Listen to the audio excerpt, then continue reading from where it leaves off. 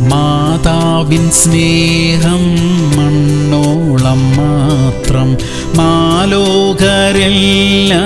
മണ്ണോടു ചേരും, കൂട്ടായതെല്ലാം കൂടോടെ പോകും, യേശുവിൻ സ്നേഹം മാറില്ലൊരിക്കലും.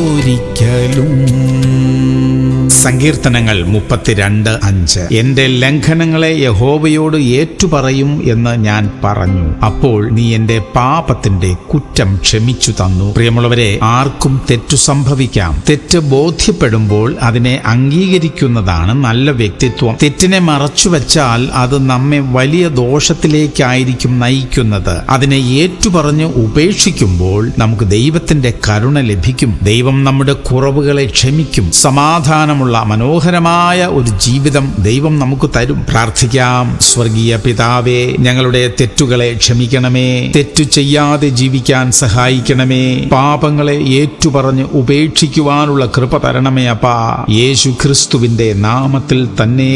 ആമേൻ, ആമേൻ, ആമേൻ.